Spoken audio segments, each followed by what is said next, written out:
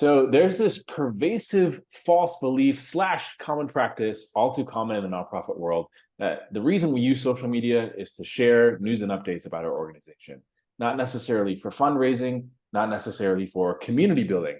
And I have my friend and colleague, Sarah Suarez, here with me today. And what I love about her approach is that social media has a purpose. It is something that we can tie directly to our organizational goals. And when we talk about things like raising awareness and reaching more people, what does it actually mean, and how does that actually translate into dollars and revenue, donations, support, sponsorships, volunteers, event signups, all that stuff? Sarah's one of the masters at it in nonprofit social media. And so, Sarah, I'm really happy to have you here. Thank you. I'm super excited to chat with you. So we're going to dive into a lot of things like, trending things like what's going on with threads these days and Twitter. We're going to talk about things like getting discovered and growing your audience, even with a small budget. But before we dive into anything in particular, can you just share with everyone a bit about your journey and the insights you gained along the way? Yeah, so I started in the so I started in the nonprofit space a while ago. I was in it for about 10 years at various size organizations, and I really focused on stewardship and donor relations. But when I had my first daughter, I was struggling with work-life balance. So when a former mentor of mine, had a project that they needed help on, it was like the perfect opportunity for me to sort of start my own thing and develop that work-life balance I had been looking for. And so I started out doing, things like grant writing and stewardship. And I had a client ask me to take on their socials. And that was about 4 years ago. I've been doing it ever since. And I like to think that I bring a different mindset to social media because of my background, and my stewardship experience helps me to create more supportive online communities for my clients. Yeah, I love that. I'm always curious, like, out of all the things any of us could do as consultants, why we choose the things that we choose. And I think social media is so funny because I'm sure you get this all the time when you're working with new clients or whatever. You talk to people and they're like, social media, oh my God, like, why that? What is it about social media that lights you up? Honestly, it's a little nerdy, but I love I also manage the communities. I don't just do the strategy and create the posts and content, but I am the community manager for my clients generally. And I love kind of immersing myself in their communities and building relationships on their behalf. And it really makes me feel like I'm playing a small part in this organization that's making a difference. It makes me, I think people who work in the nonprofit space are driven to do work that makes the world a better place. And it lets me feel like I'm a part of that. And I love that. Yeah. The downstream effect can be powerful when you're helping your clients and then they're making the world a better place. Feeling like you got to play a little small part of that is why we do the work we do. Okay, cool. So a lot of nonprofits, they believe that social media is really only for posting news and events and updates, not fundraising. I want to talk about the mindset piece first, because I think how we approach it and how we think about these things is ultimately going to determine how we go about it and the results that we get. So how can nonprofit leaders shift their mindset in order to leverage social media as a powerful fundraising and community building tool? Right. So for me, this all comes back to stewardship and really understanding that when you invest in your supporters and you invest in real relationships with them, they are more likely to invest in your mission. And so while, updates are important and things like that, I think it's also important or more important in my opinion, to focus on community building. So when you see social media as a tool for stewardship and engagement, it makes it a lot easier to make an ask, and usually those asks are more successful. Yeah, amazing. That's a good way to think about it. One thing I'm thinking is it's so easy to look at organizations we would typically throw out there when we're like, who's killing it on social media right now? Like Charity Water is used for every example, which, I mean, why not? They're amazing. But, we look at them, or we look at the World Wildlife Fund or whatever. And these are organizations that have big teams and big budgets. I would say 99% of the people in my audience, at least at the time of recording, are under the $1 million a year mark. I love small, especially startup nonprofits, someone who's just trying to get off the ground. Limited resources, limited team, oftentimes just a founder or a pair of co-founders. How can they go about building community and fundraising on social media and actually achieve something meaningful in terms of the results? Yeah, that's a great question. So I also work with clients generally in that space. And, it depends. Are they going to do it themselves or have a volunteer? And if so, I think the biggest thing they can do is make the one-time investment in a strategy. I think it's important to have a brand kit also. It doesn't have to be complicated, but a strategy so that you actually have a roadmap to success. You're not just sort of playing around out there and hoping it works out, but you can kind of measure your success and tweak based on what's working and what's not. Amazing. I want to dig in and talk about some of this, excuse me, some of those things that we do want to do in terms of strategy, but let's flip that real quick and let's talk about what are some things that nonprofits maybe shouldn't do that you see them doing a lot of. Yeah. So some of the things I see them do that I wish they wouldn't are posting and ghosting, not using a call to action. That, as someone who does the community management, that's so difficult to interact with when they don't tell you. They're just doing the bulletin board thing, and there's no even really opportunity to interact with them, except for liking it. And then either always asking for money or never asking. I think those are the three biggest mistakes I see. Talk to me about posting and ghosting. What does that mean? So like just posting an update or anything even and walking away.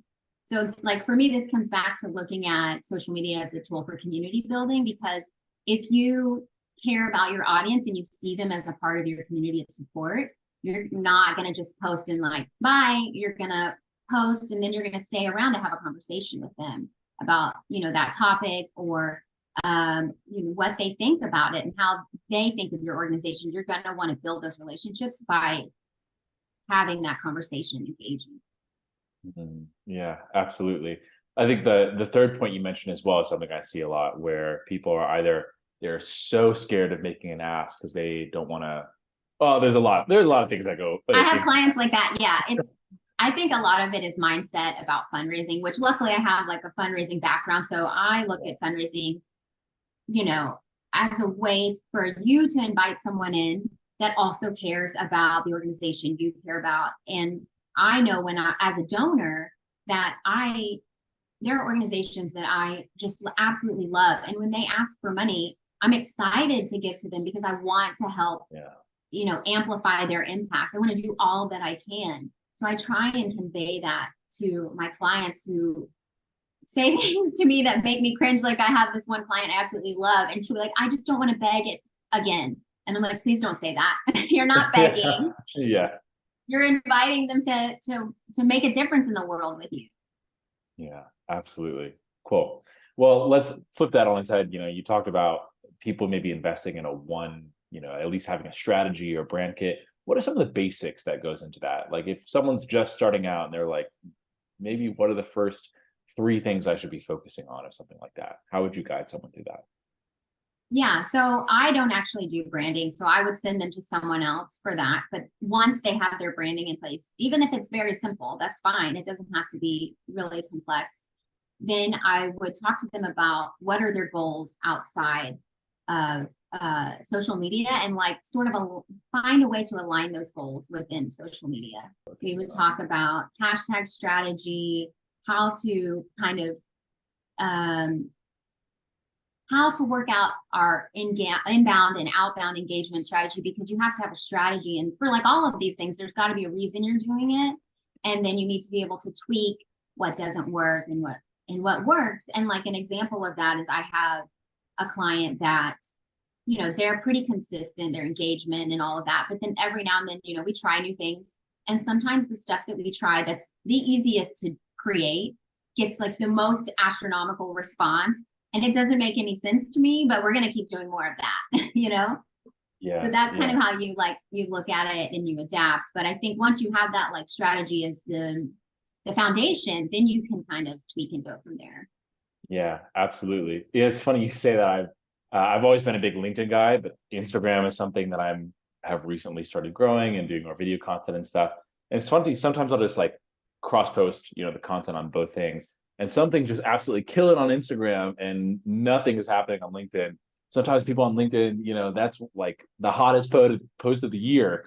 And then on Instagram, it's like nothing. So it's just funny how different platforms, different audiences, different times, the way the wind is blowing, all that stuff. It's really. However, Instagram is like dealing with the, all of the complexity going on from threads. So like, I feel like when Instagram has an update, when they push an update, generally you're going to see a reduction in reach and engagement. So like whenever threads came out, I was just like, this is wonderful, but also we're going to hurt. This is going to hurt on Instagram for a while. Yeah. Well, so much of dealing with that, from the client side and from just figuring out what's going to be successful is looking at your metrics and your analytics. And depending on who you are, that can either light you up or that can be really scary and daunting. So how do you feel like nonprofits, especially the smaller nonprofits out there, how can they effectively measure the impact of what they're doing on social media as it relates to their organizational goals, like fundraising or community building? Yeah. Well, so there's a few ways I like to do this. And I mean, the first is really simple. It's in-app analytics, the insights in your Instagram account and things like that. But then and they'll have that for LinkedIn and Threads. I actually haven't checked Threads, but I'm using Threads like Twitter now, so I just assumed. So I would say in-app analytics, and then if you're using Instagram and Facebook, I really love the Insights and Business Suite for that. I mean, I like to do things that are either as affordable or free for my clients because they generally don't have like a big budget for things like this.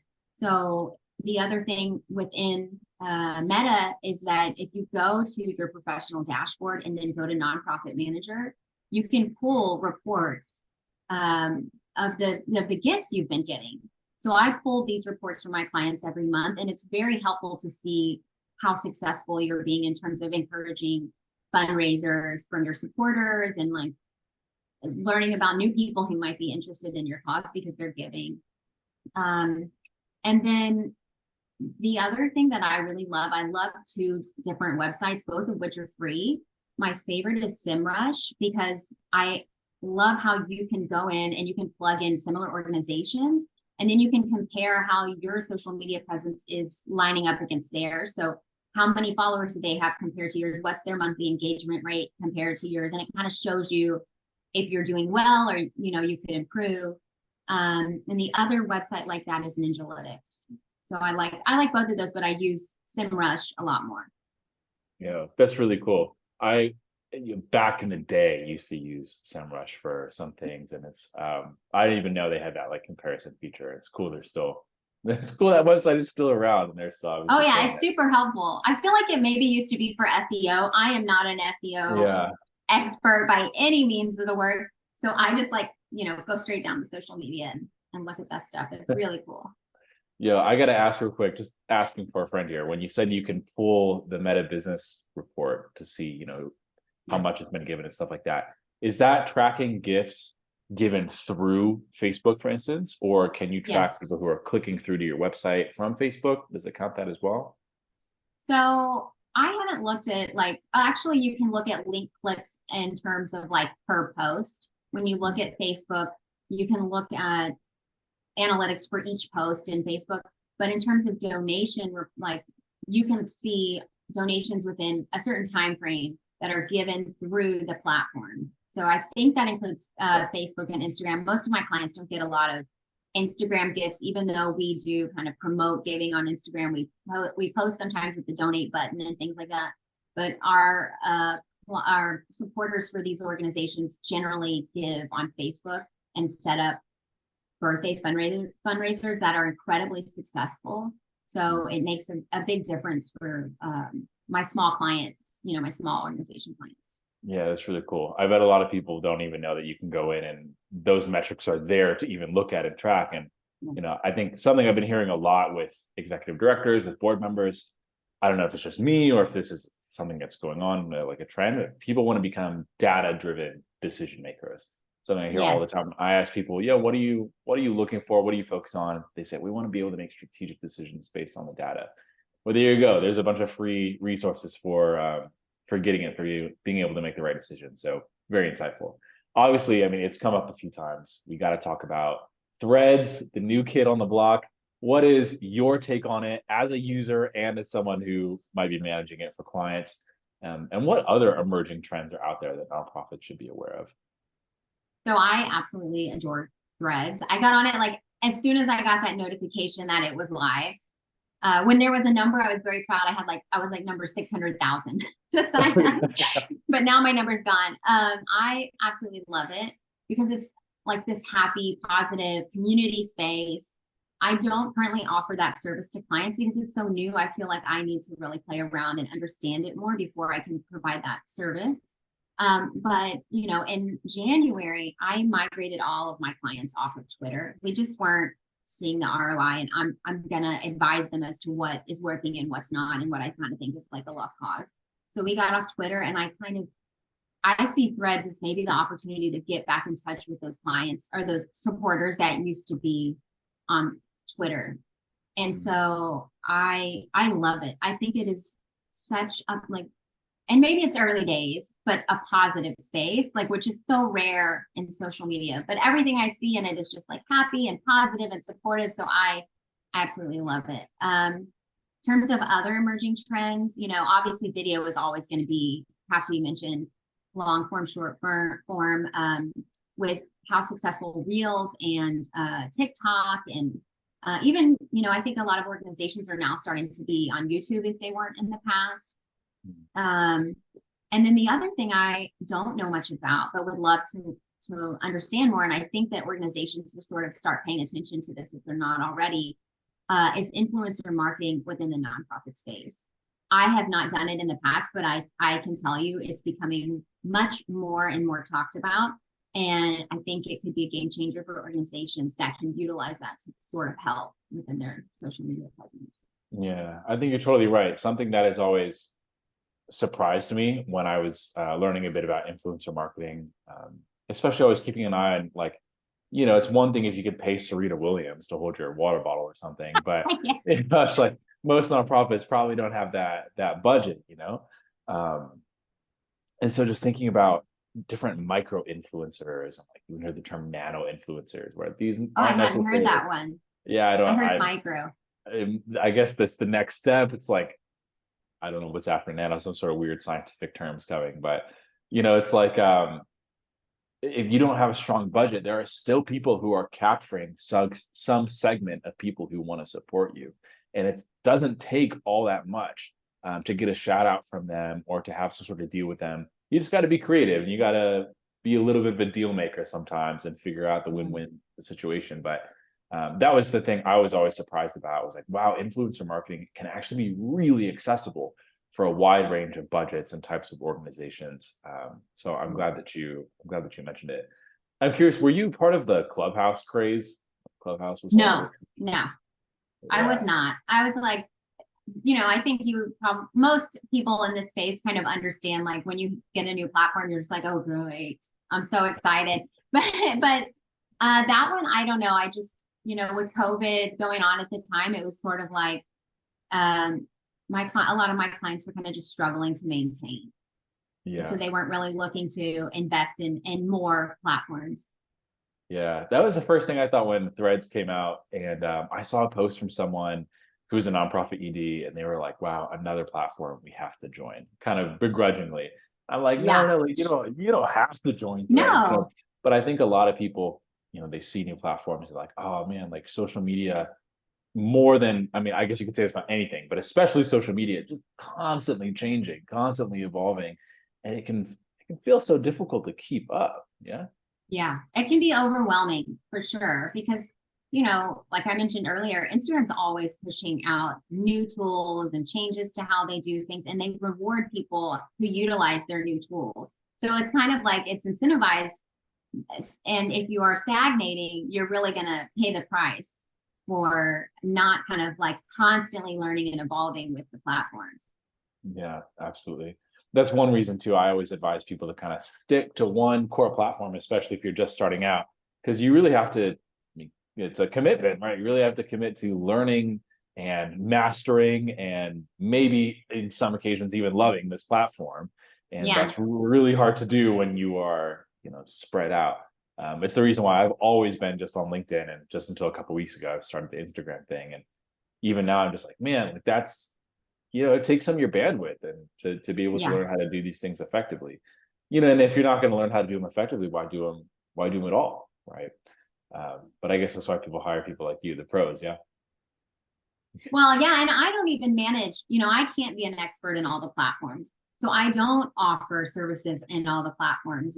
I currently don't offer Threads. I do not offer TikTok because for me, it's just like that itself should be an expert, in my opinion, TikTok itself. But Instagram and Facebook, they kind of can play off of each other nicely. You can slightly tweak an Instagram post and make it also successful on Facebook. But I think it is difficult to be on more than one platform. And I also advise that you should really start with one or two and understand your audience, feel comfortable consistently posting on it and engaging on it. And then if you do that for a while and you have the bandwidth and you have a good understanding of your audience, then maybe add on another one. But when I see organizations with so many platforms, that stresses me out. Like, I don't know how they do it. Yeah, yeah. You're like, where do I go follow these people? Exactly, exactly. I want to ask you one more tactical question. We're talking about TikTok. We're talking about this all this stuff. Obviously, video is powerful, and I would say even on a place like Instagram, we're speaking organically. Seems like Reels and carousels are really where it's at. And so people making static posts seems like they just kind of go static posts just go somewhere to die on Instagram. So video becoming more and more, I'm hesitant to use the word necessary, but powerful. Yeah. How do you advise clients who maybe are a little bit shy from getting on camera, or maybe they're not necessarily camera shy, they just don't know what to say, or they feel like this is going to be a huge, they got to have a studio or whatever. How do you guide nonprofits through kind of setting up their first pieces of video marketing and being able to maintain that? Yeah. So there's kind of two answers to this. I have clients that are completely camera shy, which I understand.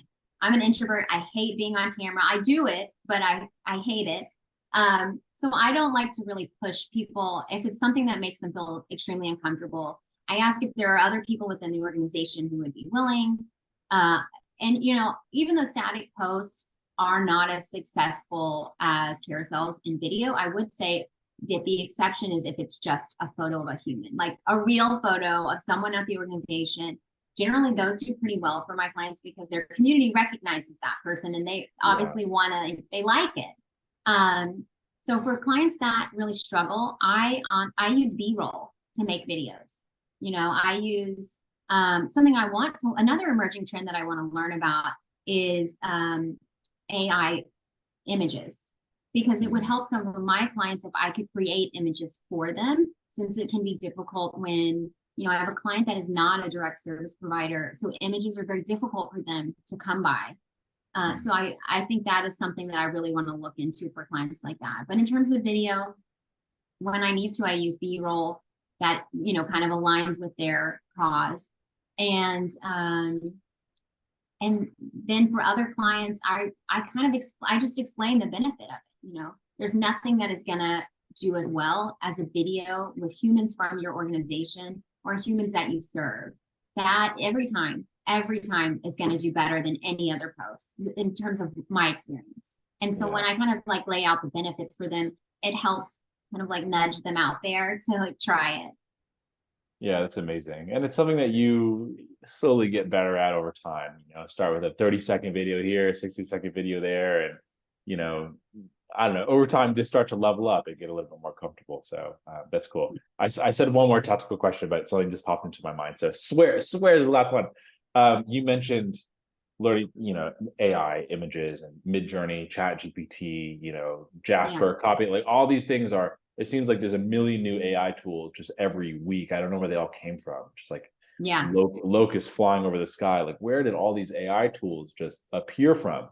Anyway, have you seen success either using AI yourself, or have you seen, clients who are maybe using ChatGPT, generating captions or anything like that? What's been your experience there, if any?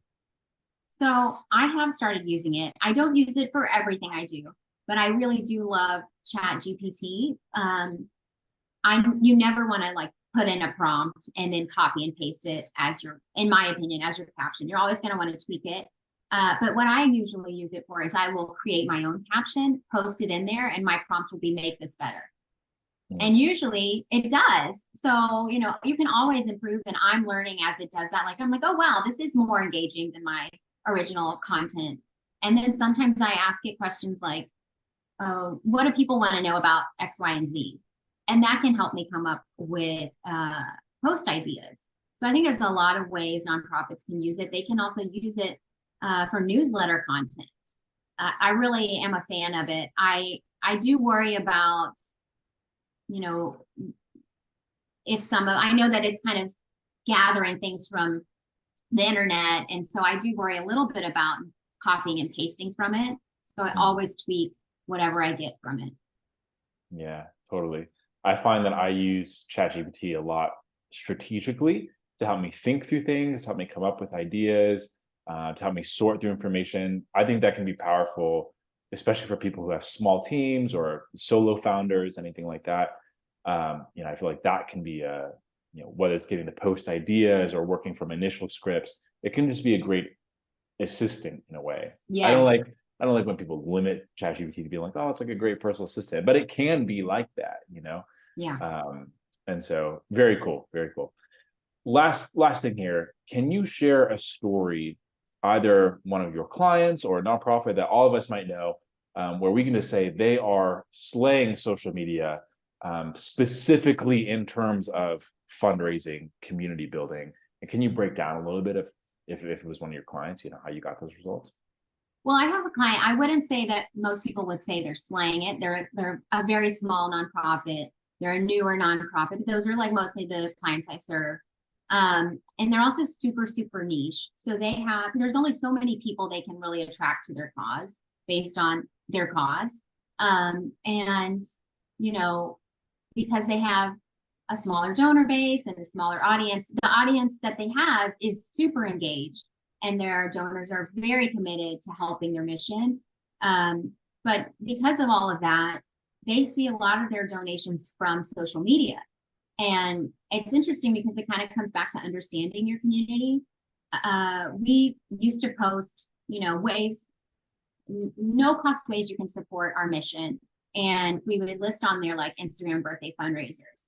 And we never saw them happen. And then I was talking to the executive director, and she asked me for instructions on how to do it. And it was like a light bulb, because I was like, okay, this is why people aren't doing it. So then we started posting like step-by-step instructions of how to do it. And it's kind of become our evergreen content. We'll post it every now and then. And it was like everything changed. And so now they regularly see, I would say, at least $1,000 a month in birthday fundraising and things like, even just like if it's a certain holiday, that type of fundraising. They don't even have to be birthday fundraisers, but for a very small nonprofit, $1,000 a month is a big deal. So I think if you understand your audience and you understand what they need from you in order to more effectively support you, it will make a big difference. Yeah, that's amazing. I was having a conversation recently with Tim Lockey. I don't know, I feel like everyone knows Tim. I don't know if you know Tim, but he runs the Human Stack and works a lot in tech consulting for nonprofits. And he was saying, the big stumbling block in tech for nonprofits is just a lot of times the instructions aren't clear. People just don't have clear instructions for how to implement things. Yeah. And I was like, wow, like I don't do tech related things. I was like, I feel like it's the exact same thing in branding and comms and social media, especially. Like people just, there's a knowledge gap. There's a bit of an information gap, and people just don't necessarily have clear steps to be able to implement or think through what they need to be doing. And so that's why things like looking at your metrics and starting with where you're at with video and stuff like that can be so powerful. I really appreciate all the insights that you've shared. Do you feel like there's anything else that's on your heart that you'd want to share with people listening? I think just that it is important. I think it can be overlooked how important social media can be for organizations, and I know it can be daunting, but when you as we talked about earlier, shift your mindset into seeing it as an extension of your community and a way to grow that community and engage with it, you understand how valuable it can be. Totally. Obviously, if people have questions about social media, you're the person that they need to reach out to. How can they do that? Where can people find you? So they can go to my website, thesocialpuzzle.com, or I'm most frequently on Instagram. And so that is social.puzzle. That's my handle. Amazing. Well, Sarah, thank you so much for coming on. I really appreciate it. Thank you for having me. Of course.